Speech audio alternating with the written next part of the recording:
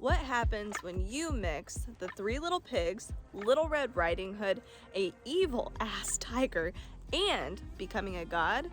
Well, you get this really horrifying Korean myth. This is a tale that told of a time where the sky was only filled with stars before the sun and the moon rose and fell every single day. A peasant woman would go into town selling rice cakes for a living, leaving her children at home for very long days. She had an elderly son and a younger daughter, and she even had a baby. They lived far, far away from the village, and their mother would walk in and out to sell her delicious rice cakes. After a long, arduous day, their mom was heading back home from the village, and lo and behold, a tiger appears. Frightened, she hands over her best rice cake left from the day. The tiger luckily runs off and leaves her be. Oh, what a terrible experience. Not until she comes up onto the next hill of her journey. The tiger's there. Wow, those rice cakes were real tasty. It actually made me more hungry. I want 2 more. If I get that, you can live, says the tiger. Well, that sounds like a fairly decent deal. The lady gives the tiger 2 more rice cakes, happy to, live and all. So every hill that she crests, give me your rice cakes, the tiger commands. Until finally, she has no more rice cakes left. She begs the tiger to let her live.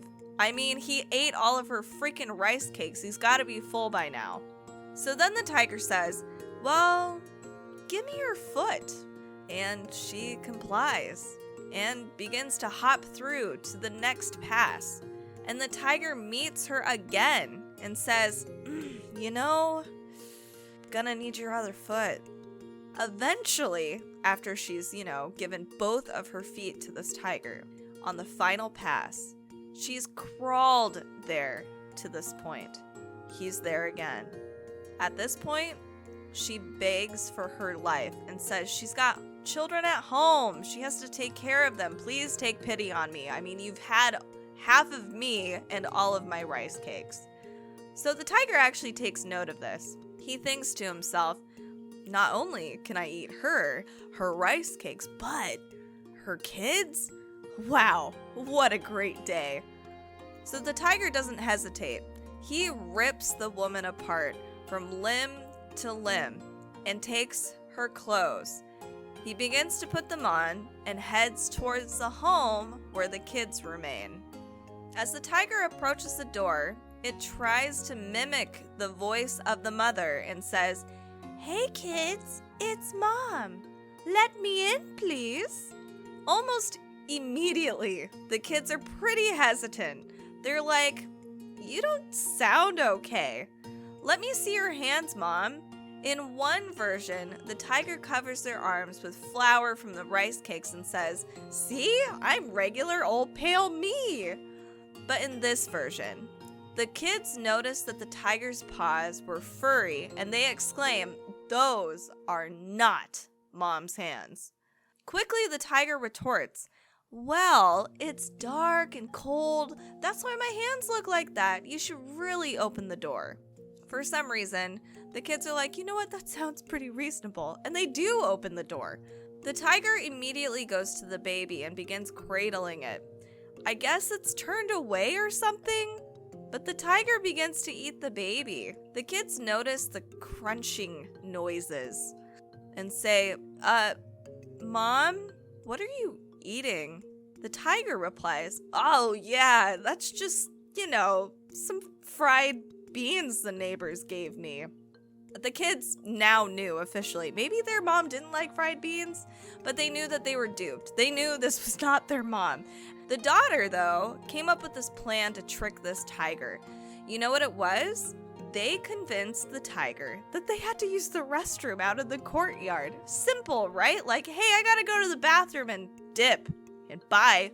To track them, though, the tiger gave them a straw rope to tie around their waists, and the tiger had the other end.